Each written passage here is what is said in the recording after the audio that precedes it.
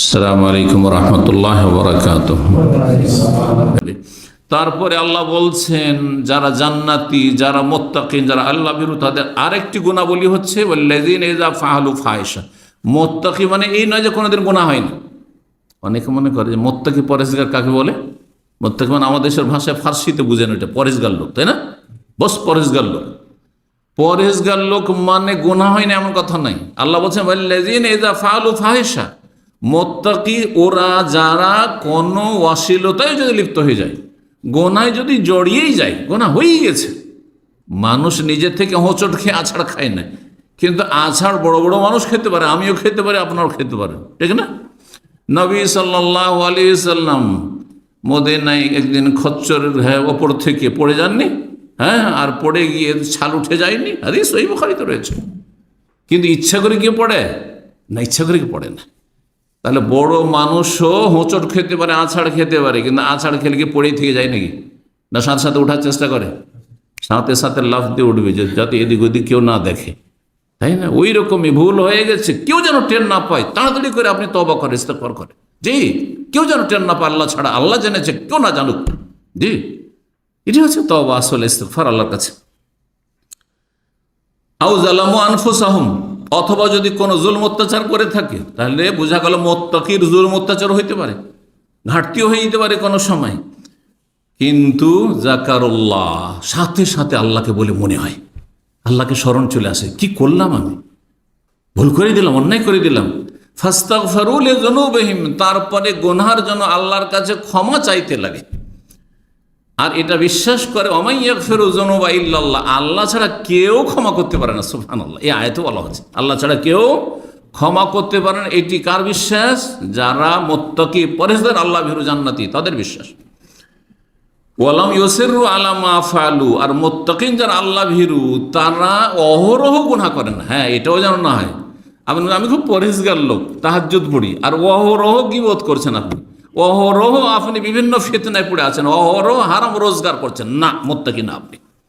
আল্লাহ ওয়ালাম ইউসিরু আলা মা ফাআলু, যা করেছে একবার হয়তো করেছে, মানুষ বারবার নাছাড় খান, এক জায়গায় যদি আঘাত খান তো কখন আর আঘাত খাবেন না। কখনো কখনো দেখা যায় যে কোনো জায়গায় হয়তো এখানে একদিন আঘাত খেয়ে নিয়েছেন, হয় এরকম না? অনেক সময় কি হয়, আঘাত খেয়ে যায়, আমরা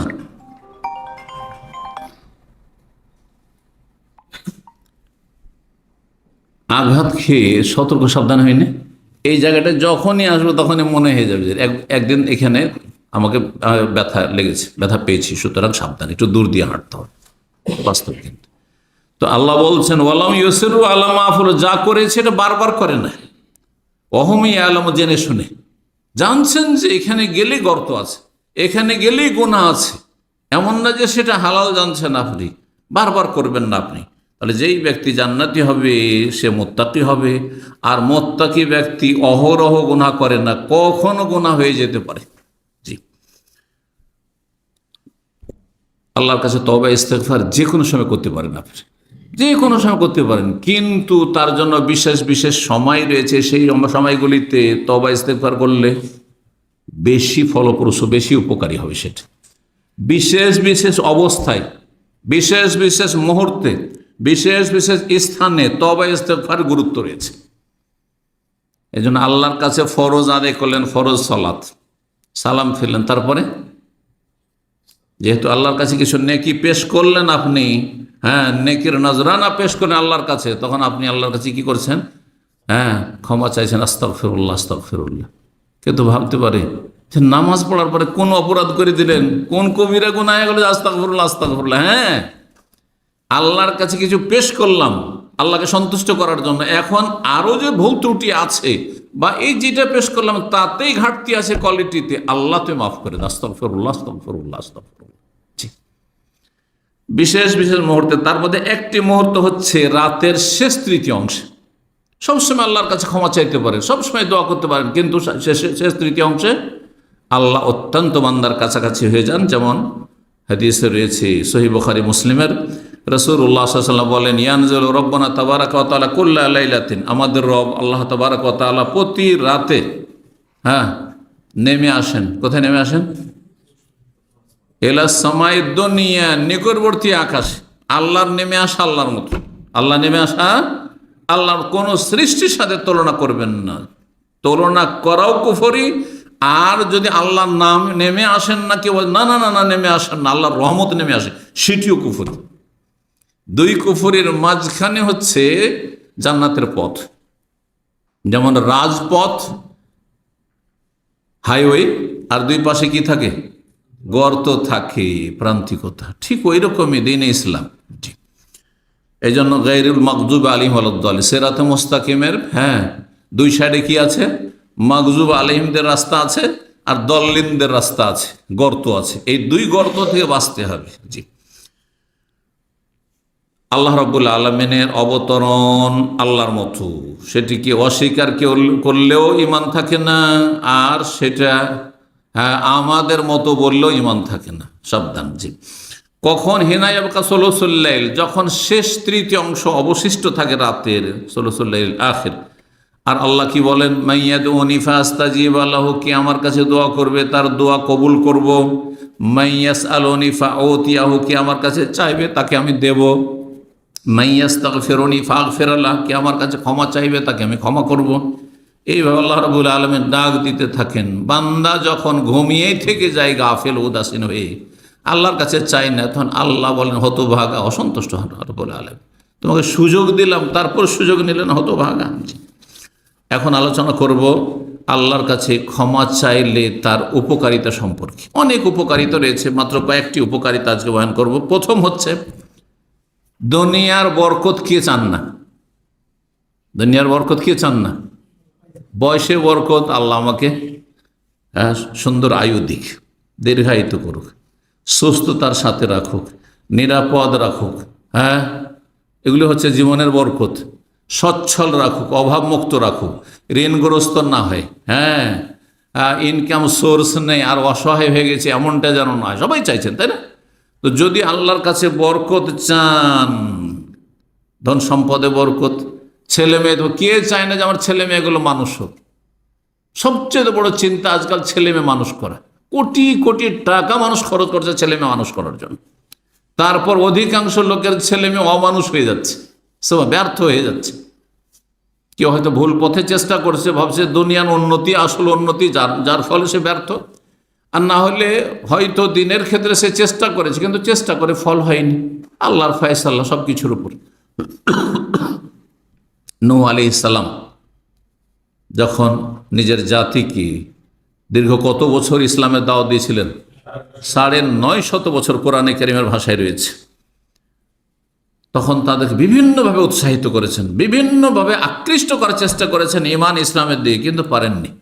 তার একটি পয়েন্ট ছিল, নূহ আলাইহিস সালাম বলেছিলেন, ফাকুলতু, আমি বললাম তাদেরকে, আল্লাহ ইস্তাগফিরু রাব্বাকুম, তোমাদের রব আল্লাহর কাছে তোমরা ক্ষমা চাও, তওবা ইস্তেগফার করো। ইন্নাহু কানা গাফফারা, তার নাম হচ্ছে গাফফার, বড় মার্জনাকারী। ইউরসিলিস সামা আলাইকুম মিদরারা, আকাশ থেকে মুষলধারে বৃষ্টি হবে। আর বর্ষা বৃষ্টি না হলে কোনো প্রাণী খেতে পাবে না, পিপাসায়, ক্ষুধায়, সমস্ত সৃষ্টি মারা যাবে।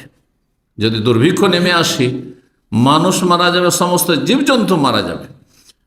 ইউরসিলিস সামা আলাইকুম মিদরারা, ফসল হবে, চাষাবাদ হবে, চাল ডাল আসবে। কোথা দিয়ে আসবে? যখন ফসল হবে না মাঠে ঘাটে, তখন ব্যবসা চলবে, দোকানপাট চলবে, কিছু সব অচল হয়ে যাবে, সব অচল হয়ে যাবে। রাজাধীরা যারা বেঁচে থাকবে, তাদের কাছে যেহেতু জাতীয় সম্পদ আছে, টাকা পয়সা আছে, তা দিয়ে কতদিন চলবে? কোথায় পাবে চাল ডাল, খাদ্যদ্রব্য ইত্যাদি, পানীয়? আল্লাহু আকবার। ইউরসিলিস সামা আলাইকুম মিদরারা, আকাশ থেকে মুষলধারে আল্লাহ বৃষ্টি দেবেন। জি, আর কি করবেন? ওয়ায়ুমদিদকুম বিআমওয়ালি ওয়া বানিন, তোমাদেরকে আল্লাহ সাহায্য করবেন, মদদ করবেন ধন সম্পদ, আমওয়াল, ধন সম্পদ দিয়ে। কে ধন সম্পদ চাই না? আজকাল অধিকাংশ মানুষের মুখ্য উদ্দেশ্য হচ্ছে পয়সা। পয়সা হলে মনে করে খুব সুখী। আরে কিছু থাকার না থাক, খেতে পারে না, কিন্তু পয়সা আছে, মনে করছে ওতেই সুখ, হয়তো, কিন্তু সুখ শান্তি পায় না, সুখ শান্তি পায় না। ঈমান ছাড়া কোথাও সুখ শান্তি নেই, আল্লাহ ভীরুতা ছাড়া কোথাও সুখ শান্তি নেই, আল্লাহর সাথে সুসম্পর্ক ছাড়া কোনো সুখ শান্তি নেই, মনে রাখবেন। আর কি ওয়াবানিন, আর সন্তান সন্ততিও দেব। বানিন মানে ছেলে সন্তান, কিন্তু উদ্দেশ্য শুধু ছেলে সন্তান নয়। মানুষের স্বভাব হচ্ছে মেয়ে সন্তানের চাইতে বেশি ছেলে সন্তানকে প্রাধান্য দিয়ে থাকে। ছেলে সন্তান বেশি উপকারী হবে, থাকবে, হ্যাঁ, আমার পাশে দাঁড়াবে, বার্ধক্যের লাঠি হিসাবে, এইসব কথা চিন্তা করে, সেই জন্য আল্লাহ বলেছেন। কিন্তু কখনো কখনো ব্যতিক্রম হয়। এই জন্য আল্লাহ কোরআনে এটাও বলেছেন, আবা ওকুম আবনা কুমলা তাদরুনা ইয়ুম আকরাবুল নাফা, তোমাদের বাপ দাদা তোমাদের জন্য বেশি উপকারী হবে না ছেলে মেয়ে উপকারী হবে কেউ জানো না। হতে পারে তোমার ছেলেগুলো অমানুষ হলো, হ্যাঁ, এক প্লেট ভাত খেতে দিল না, কিন্তু মেয়েটাই তোমার শেষ জীবনে তোমার পাশে দাঁড়াল। অনেক সময় এরকম হচ্ছে। সুতরাং আল্লাহ যা দিচ্ছেন ছেলেদের আর মেয়েদের, তাতে সন্তুষ্ট থাকবেন। এই সন্তুষ্ট থাকলেই হয়তো আল্লাহ রাব্বুল আলামিন সেই সন্তুষ্টির ওসিলায়, যে আল্লাহর ফয়সালাতে সন্তুষ্ট, তাতে হয়তো আল্লাহ কন্যা সন্তানে এত বরকত দিয়েছেন যে আপনার পারিবারিক সুখ শান্তির শেষে নেই, সুখ শান্তির শেষে নেই। কিন্তু যখনই আপনি অসন্তুষ্ট হবেন, মনটা মাঝে মাঝে খারাপ হচ্ছে, শুধু মেয়ে, শুধু মেয়ে, ছেলে একটাও হইল না, তখন আল্লাহ হয়তো আপনার জীবন থেকে বরকতকে ছিনিয়ে নেবেন, অশান্তির শেষ থাকবে না আপনার নিয়ত খারাপ হওয়ার কারণে। এই বিষয়টি আমাদেরকে সবসময় চিন্তা করা উচিত, নিজের ফায়দায় এবং নিজে ক্ষতি থেকে বাঁচার জন্য। ওয়াজা আল্লাহ জান্নাত, আর মানুষ বাগবাগানের মালিক হতে চায়। জি, যারা বড় বড় পয়সাওয়ালা, তাদের বিশাল বিশাল ফার্ম রয়েছে, হ্যাঁ, আর বাগান রয়েছে, কারো আম বাগান রয়েছে, কারো লিচুর বাগান রয়েছে, কারো খেজুর বাগান রয়েছে, হ্যাঁ, আল্লাহ বাগানও দেবেন। ওয়াজা আল্লাহ আনহারা, নদী নালা আল্লাহ ব্যবস্থা করবেন, নদী নালা প্রবাহিত করবেন। জি, যারা আমাদের দেশের গ্রামে গঞ্জে পয়সাওয়ালা, তাদের প্রত্যেকের বিশাল বিশাল পুকুর রয়েছে, আছে না নেই? জি, পুকুর থাকাটাকে, হ্যাঁ, একটা সুখের সামগ্রী মনে করা হয়তো, যে নিজের, হ্যাঁ, নিজের পুকুরের মাছ খাই আমরা, কখনো বাজারের মাছ খাই না। এসব কথা আমাদের দেশে পয়সাওয়ালা গৃহস্থ যারা মহাজন, তাদের কাছ থেকে আমরা ছোটকালে দেখেছি। জি, সূরা হুদে আল্লাহ বলছেন, সূরা নূহের আয়াত নম্বর 10 থেকে 12 আয়াতগুলি শুনাইলাম। সূরা হুদের আয়াত নম্বর 3 শুরুতে রয়েছে এই আল্লাহর কাছে ক্ষমা চাওয়ার ফায়দা সম্পর্কে, উপকারিতা সম্পর্কে। ওয়ানিস্তাগফিরু রাব্বাকুম, হুদ আলাইহিস সালাম তার জাতিকে বলেছিলেন। জাতির নাম কি ছিল? হুদ আলাইহিস সালামের জাতি আদ সম্প্রদায়। আদ সম্প্রদায় প্রাচীন যুগের এইসব কম ছিল আরব দেশে। ইস্তাগফির, রবের কাছে ক্ষমা চাও, আস্তাগফিরুল্লাহ পড়ো, সুম্মা তুবু ইলাইহি, আর তওবা করো, ওয়া তুবু ইলাইহি বলো, তাহলে কি হবে? ইউমাত্তিকুম মাতাআন হাসানা, তোমাদেরকে আল্লাহ ভালো, হ্যাঁ, সুখময় জীবন দান করবেন, বিলাসিতার জীবন দান করবেন, সুখ শান্তির জীবন, ইউমাত্তিকুম মাতাআন হাসানা, সুখের জীবন দান করবেন। ইলা আজালিন মুসাম্মা, একটি নির্দিষ্ট কাল পর্যন্ত। কেউ দুনিয়ায় চিরকাল থাকতে আসেনি, কিন্তু কেউ শারীরিক মানসিক কষ্টতে জীবন কাটাচ্ছে। 50-60টা বছর কাটলো, 70 বছর বাঁচলো, কিন্তু শান্তি পেল না, শারীরিক মানসিক পারিবারিক। আর কেউ আলহামদুলিল্লাহ 80 বছর 90 বছর বাঁচলো, জীবনে কোনো পারিবারিক অশান্তি নেই, কোনো আর্থিক অশান্তি নেই, মানসিক কোনো অশান্তি নেই, সামাজিক কোনো অশান্তি নেই, কত সুখী যে দুনিয়ার দিক থেকে। মাতান হাসানা, আর কি ওয়ায়ুতিকুল্লাযী ফাযলিন ফাযলা, আর প্রত্যেক অনুগ্রহকারী ভালো মানুষদেরকে আল্লাহ তার অনুগ্রহ দান করবেন। আল্লাহর অনুগ্রহ, আল্লাহর ফজল করম নেমে আসবে আল্লাহর কাছে তওবা ইস্তেগফার করলে। দ্বিতীয় ফায়দা তওবা ইস্তেগফারের, মানুষ যখন গুনাহ করে তখন অন্তরে কালো দাগ হয়ে যায়। এক একটি করে দাগ হইতে হইতে হইতে হইতে পুরোটা একবারে কালো হয়ে যায়। ঠিক ওই রকম উদাহরণ দিতে পারি, যারা এই আপনি ধূমপান করে, বিড়ি সিগারেট খাই, তাদের ফুসফুসটা কি হয়ে যায় দেখেছেন তো?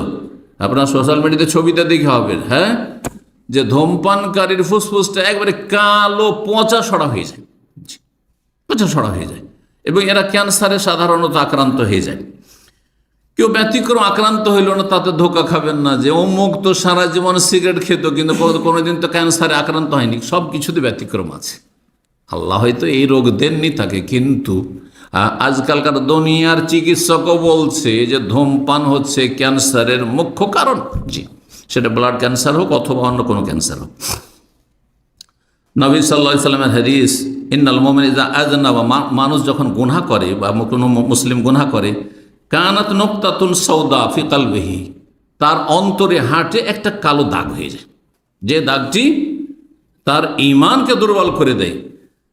যদি সাথে সাথে তওবা করে, ওয়ানাজা আর গুনাহ থেকে ফিরে আসে, ওয়াস্তাগফার আল্লাহর কাছে ক্ষমা চায়, সোকেলা কালবহু তাহলে তার হৃদয়টিকে ক্লিন করে দেয়, পরিষ্কার পরিচ্ছন্ন করে দেওয়া হয়। যেমন মরিচা লাগা অস্ত্রকে, একটু মরিচা পড়েছে, আপনি সেটাকে কি করলেন, হ্যাঁ তাকে ধারালো করে নিলেন, সুন্দর হয়ে গেল, আবার সাদা হয়ে গেছে, চকচকে হয়ে গেছে।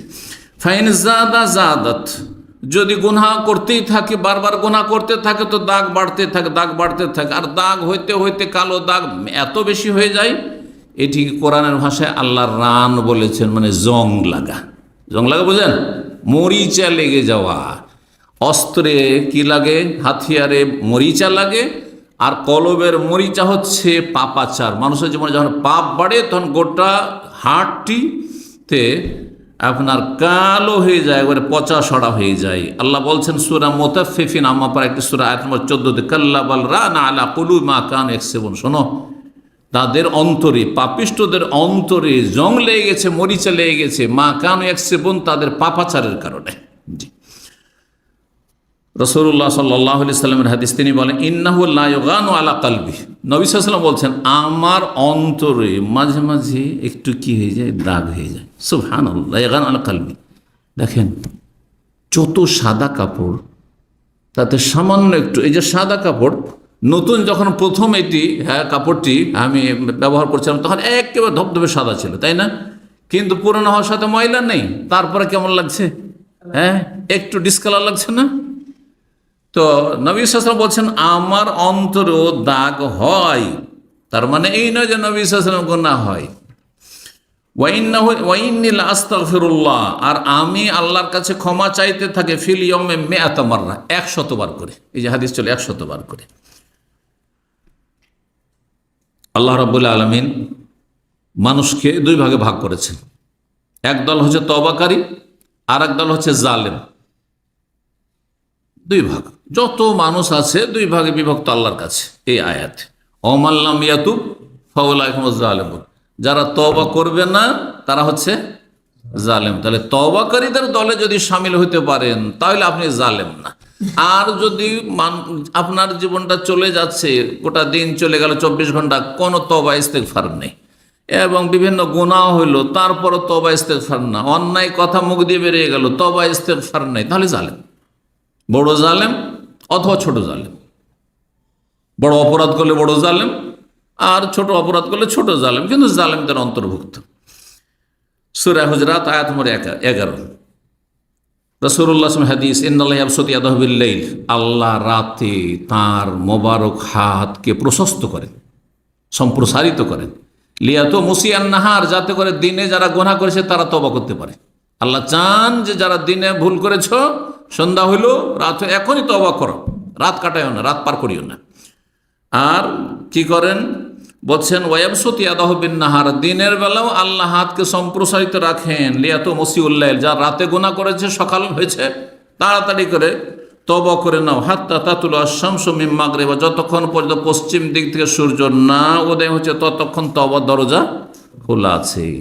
তাহলে তওবা দরজা কখন বন্ধ হয়ে যাবে? সমস্ত বিশ্বের মানুষের সামনে, যখন পশ্চিম দিক থেকে হঠাৎ করে সূর্য উঠে যাবে।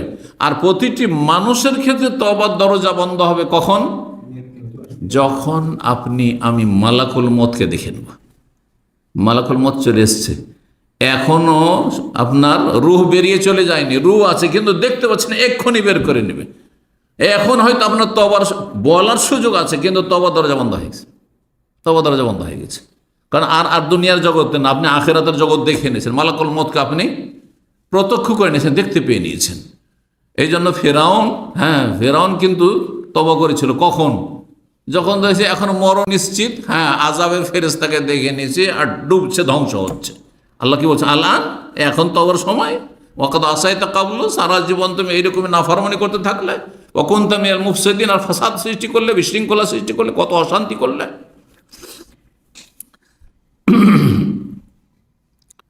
4 নম্বর যে বিষয়টি বলবো তওবার উপকারের ক্ষেত্রে, যে তওবা করলে যতই বড় গুনাহ হোক না কেন মাফ হবে না, হবে না? অনেকে মনে করেন যে এত বড় পাপী আমি, আল্লাহকে মাফ করেন, আমি খুনি, কি আল্লাহকে মাফ করবেন? আমি এত বড় অন্যায় করেছি, এটা কি আল্লাহ মাফ করবেন? সব গুনাহ আল্লাহ মাফ করতে পারেন, কিন্তু মাফ নেওয়ার মতো আপনার যোগ্যতা থাকতে হবে, আপনার অন্তরে সততা থাকতে হবে। কোরআনে কারিমের দলিলগুলি বলি। কাফেরদের সম্পর্কে আল্লাহ বলছেন সূরা আনফালে আয়াত নম্বর 38, আল্লাহ বলছেন কুল্লিল্লাযিনা কাফারু, হে নবী যারা কাফের মক্কার আবু জাহাল, আবু লাহাব, উতবা, শাইবা, রবিয়া, ওলীদ, বড় বড় কাফের নেতা, এদেরকে বলে দাও ইয়ান্তাহু, এখনো যদি তারা পাপ থেকে ফিরে চলে আসে, পাপকে বন্ধ করে, ইয়ান্তাহু এখনো যদি বিরত হয়ে যায় পাপ থেকে, ইউগফার লাহুম মা কাদ সালাফ, তাহলে অতীতে যত অপরাধ সব মাফ। বদরে এরা জুলম অত্যাচার করেছে মাফ, ওহদে জুলম অত্যাচার করেছে মাফ, যা কিছু করে সব মাফ, এখনো সুযোগ আছে। আল্লাহু আকবার। এই ইয়ান্তাহু ইউগফার লাহুম মা কাদ সালাফ ওয়া ইয়াউদু, আর যদি আবার অপরাধের দিকে ফিরে, তাহলে ফাকাদ মাদাত সুন্নাতুল আউয়ালিন, তাহলে প্রাচীন যুগে যারা ধ্বংস হয়েছে তাদের ইতিহাস তাদের সামনে আছে, ওই রকমই তারা ধ্বংস হবে। এমনকি আল্লাহ রাব্বুল আলামিন তাদেরকেও ক্ষমা করার জন্য ডাকছেন যে ক্ষমা করব, ক্ষমা চাও, যারা নবী রসুলের খুনি, সাধারণ লোকের খুনি না, সাধারণ মুসলিমের খুনি নয়, বরং তার আম্বিয়া রসুলকে যারা খুন করেছে তাদেরকে তওবার দিকে আহ্বান করছেন। আর যারা কাফের ছিল, এক আল্লাহ বিশ্বাসী ছিল না, তারা বলতো তিন ইলাহ রয়েছে, তিন মাবুদ রয়েছে, তারা বলতো ইন্নাল্লাহ সালিসু সালাসা, এইরকম হচ্ছে ইন্নাল্লাহু আল মাসিহু ইবনে মারিয়াম, মারিয়াম পুত্র মসিহ হচ্ছে আল্লাহ, তিনি হচ্ছেন উপাস্য, সান অফ গড। তাদেরকেও আল্লাহ তওবার দাওয়াত দিচ্ছেন, ইস্তিগফারের দাওয়াত। সূরা মায়েদার আয়াত নম্বর 74 আল্লাহ ইরশাদ করছেন আফালা ইয়াতুবুনা ইলাল্লাহি ওয়া ইস্তাগফিরুনা, তারা কি আল্লাহর কাছে তওবা করবে না, আল্লাহর কাছে ক্ষমা চাইবে না? এখনো সুযোগ আছে। আল্লাহু গফুরুর রহিম, আল্লাহ বড় মার্জনাকারী, বড় দয়ালু। নবী করিম সাল্লাল্লাহু আলাইহি সাল্লামের একটি হাদিস শোনাই, আল্লাহ রাব্বুল আলামিন যতই অপরাধ মানুষ করুক না কেন, যদি ফিরে চলে আসে তো তওবার দরজা তার সামনে যতক্ষণ বন্ধ হয়নি সুযোগ আছে। আনাস মালিক রাদিয়াল্লাহু তাআলা বর্ণিত, তিনি বলেন সামি'তু রাসূলুল্লাহ সাল্লাল্লাহু আলাইহি ওয়াসাল্লাম ইয়াকুল, আমি রাসূলুল্লাহ বলতে শুনেছি, কাল আল্লাহ তাবারাকা ওয়া তাআলা, মহান আল্লাহ তাবারাকা ওয়া তাআলা বলেছেন হাদিসে কুদসি, ইবনা আদম, হে আদম সন্তান, ইন্নাকা মা দাউতানি ওয়া রাজাউতানি, তুমি যত দোয়া করবে, যত আল্লাহর কাছে আশা রাখবে, শোনো, গাফারতু লাকা, আমি মাফ করব, আলা মা কানা বিফিক, যতই অপরাধ তোমার থাক না কেন, ভুল ভ্রান্তি গুনাহ থাক না কেন, ওয়ালা ওবালি, আমি পরোয়া করি না। কারো ভয় আছে? দুনিয়ার শাসকদের ভয় আছে যে এত বড় অপরাধীকে যদি ছেড়ে দিই তো আমাকে অনেক সময় সমস্যার সম্মুখীন হইতে হবে। আমার মন্ত্রী পরিষদ তখন ভেটো দিবে, অথবা আন্তর্জাতিক চাপের মুখে পড়ব। কিন্তু আল্লাহর ক্ষেত্রে কি আছে কিছু? ওয়ালা ওবালি, কোনো পরোয়া করি না। তো তারপর ইবনা আদম, হে আদম সন্তান, লাউ বালাগাত যুনুবুকা আনানাস সামা, তোমার গুনাহ পাপ, এত পাপ করেছে আকাশের মেঘ পর্যন্ত পৌঁছে গেছে। সুবহানাল্লাহ, এত পাপ করেছে। সুম্মা ইস্তাগফারতানি, তারপরে যদি আমার কাছে ক্ষমা চেয়ে নাও, গাফারতু লাকা, তোমাকে আমি মাফ করে দেবো, ওয়ালা উবালি, কোনো পরোয়া করি না। ইবনা আদম, হে আদম সন্তান, ইন্নাকা লাউ আতাইতানি বিকুরাবিল আরদি খাতায়া, তুমি জমিন ভর্তি করে গুনাহ নিয়ে আসো, কিন্তু হাসর মাঠে নিয়ে গেলে হবে? মরণের সময় জমিন ভর্তি গুনাহ নিয়ে গেলে হবে? কাবিরা গুনাহ নিয়ে গেলে হবে? একটি গুনাহ না, মোটেই না। লাউ আতাইতানি বিকুরাবিল আরদি খাত, জমিন ভর্তি গুনাহ নিয়ে এসে যদি তওবা করার সুযোগ পেয়ে যাও, তওবা করো।